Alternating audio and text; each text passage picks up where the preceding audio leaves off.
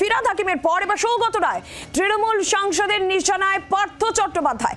পার্থ বিড়ম্বনার কারণ, ববির সঙ্গে একমত সৌগত রায়। পার্থ চট্টোপাধ্যায় লজ্জা, বিস্ফোরক মন্তব্য সৌগত রায়। গতকালকেই পার্থ চট্টোপাধ্যায়কে নিশানা করেছিলেন ফিরহাদ হাকিম, আর এবার পার্থ চট্টোপাধ্যায়কে লজ্জা বলছেন সৌগত রায়।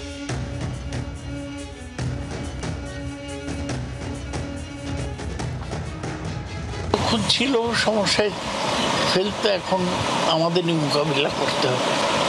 খুবই খারাপ, শিক্ষার কিছু হয়নি, এইসবই হয়েছে।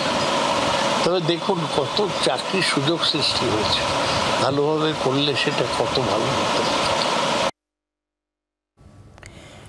প্রবীর চক্রবর্তী রয়েছেন টেলিফোন লাইনে প্রতিনিধি।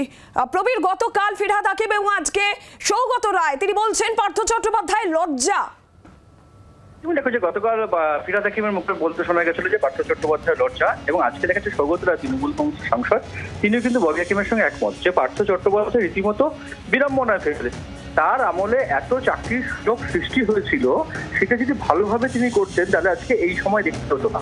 অথচ সেই সময় শিক্ষার কোনো উন্নয়ন হয়নি, শিক্ষা নিয়ে তেমন কোনো ডেভেলপমেন্ট হয়নি, এই অভিযোগ করছেন তৃণমূল কংগ্রেসের সাংসদ সৌগত রায়।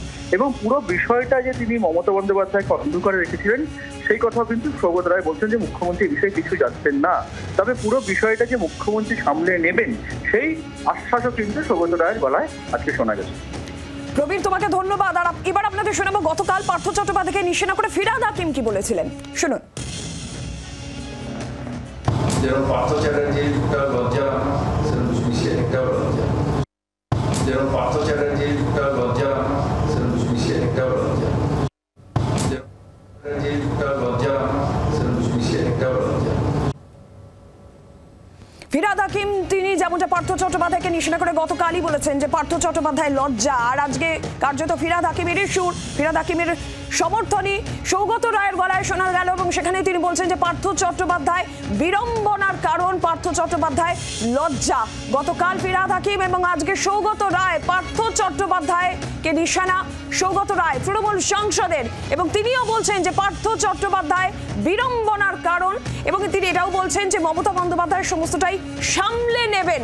গতকাল যেখানে ফিরহাদ হাকিমও একই কথা বলেছেন যে পার্থ চট্টোপাধ্যায় লজ্জা, এবং আজকেও সৌগত রায় তৃণমূল সাংসদ পার্থ চট্টোপাধ্যায়কে নিশানা করে একই কথা বলছেন যে পার্থ চট্টোপাধ্যায় দলের জন্য বিড়ম্বনার কারণ এবং লজ্জা বলে বিস্ফোরক মন্তব্য সৌগত রায়েরও।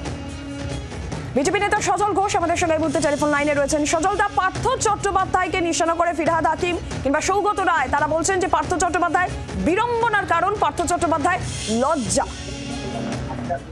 না না, ওদের প্রত্যেকের নামের আগেই লজ্জা থাকা উচিত।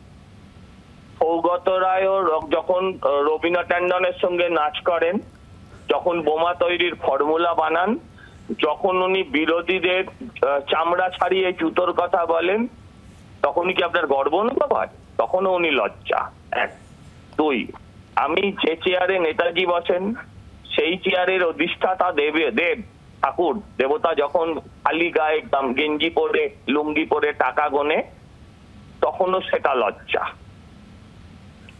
যখন 35,000 নিয়োগ বন্ধ রাখে তখনও সেটা লজ্জা। চাকরি পেয়ে চলে যাওয়াটা যেমন লজ্জা, সেরকম চাকরি না দিতে পেরে সিট ফাঁকা রেখে নিজেরা ফুটুনি করে ফুর্তি করে পুরসভার টাকা ওড়ানো, সেটাও কি কম লজ্জা? 35,000 সিটে আজকে সিট খালি, যেখানে চাকরি দিতে পারতো সেখানে চাকরি দিচ্ছে না, কারণ স্যালারি দিতে পারবে না।